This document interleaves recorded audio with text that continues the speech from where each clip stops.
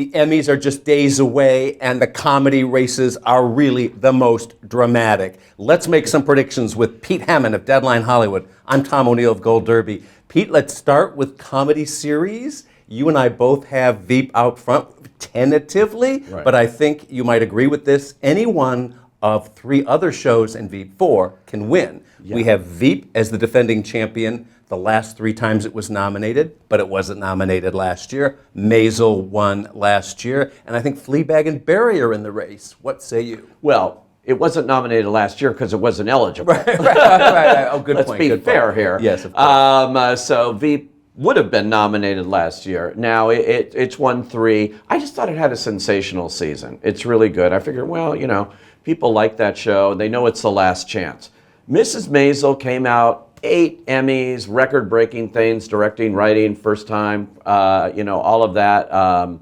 Female aspect of it is very strong too, and that's very popular now. So it won all these creative arts Emmys over the weekend, and that gave me pause. But I am going down with the ship.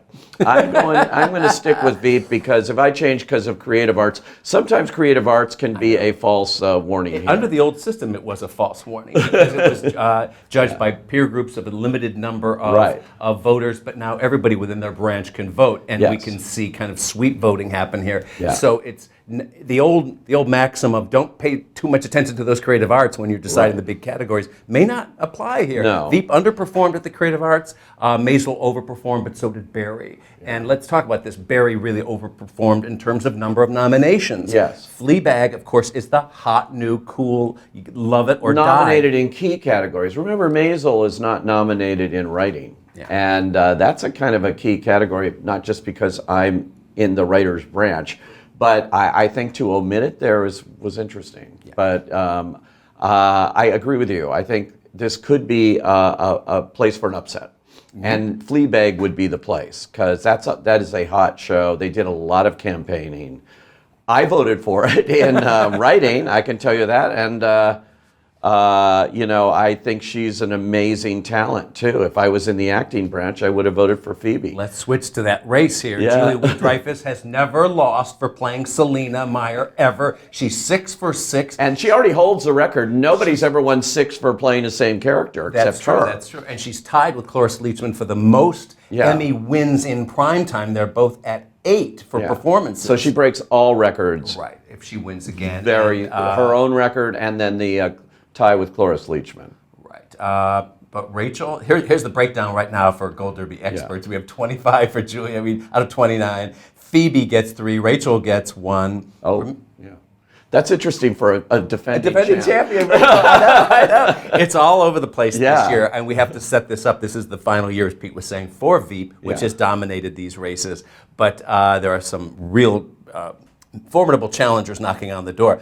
I think over on the actors race, Bill Hader wins again. Right? Yeah, I've been saying that too. I think that's typical of Emmys too, to sort of go in that way. I couldn't decide among the other people opposite him. Ted Danson's beloved and that sort of thing, but I don't think he has enough strength. 4 experts say he will win, Ted Danson. Yeah. We've got 21 for Bill Hader. Michael Douglas has 3 votes among the experts, and Eugene Levy from Schitt's Creek is in there too with 1 expert. If I had voted, I would have voted for Eugene Levy, because I just want to see that. He has not won an Emmy. He's won 2 Emmys, but they were writing on Second City.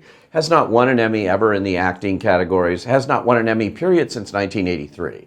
That show came into its own suddenly this year, Emmy-wise, and they suddenly because it was on Netflix, the old episodes, and the voters are thinking, oh, they're not watching the Pop channel. Right, I know. So that's interesting, the power of Netflix here. It is a kind of a win for Netflix if that one were to come up. I don't think it's going to win, though, but I would love to see Eugene Levy win, but I do think it's going to be Bill Hader again. Again, also what you said before, the strength of Barry was very clear this year. It's just going up. And among the actors branch, in the supporting race, we have 3 nominees from that show alone, and then in supporting actress. And none of them are out front to win, according to the experts. We have there are 4 of us who say that Henry Winkler will win again. 2 say Stephen Root, and then Anthony Kerrigan. Those are the three Barry actors. But Tony Shalhoub is out front among the experts by a mile, and there's 16 for him, 6 for Alan Arkin. Why do you think that is? Why do I think Alan Arkin has 6? Because I'm one of them. Oh, okay. I think Alan Arkin is just film actor, Oscar winner. Yeah, this is where I may have made a mistake here because I want him to win so much. I really love Alan Arkin. I think he's great in this show.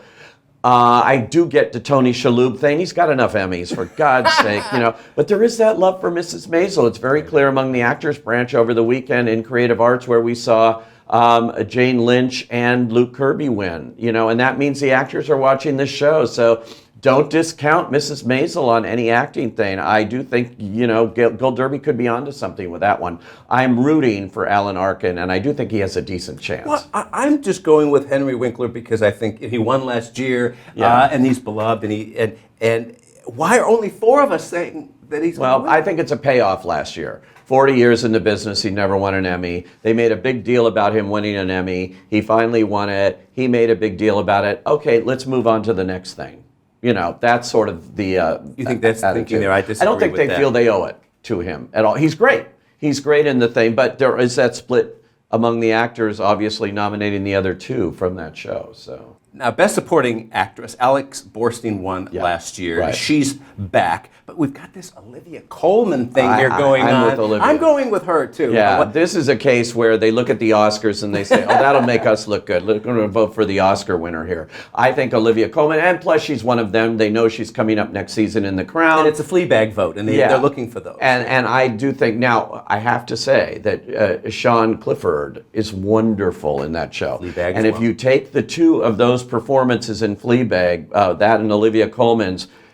At the very least, it's a toss-up. Even more, boy, that performance by Sean Clifford, that could be your sleeper here, that one.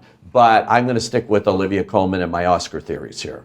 I am too. I'm with you, baby. What do you think? You're the one who matters. Your predictions at Gold Derby affect our racetrack odds, which are closely monitored by Hollywood. So join us in making them nervous. Show us your predictions now.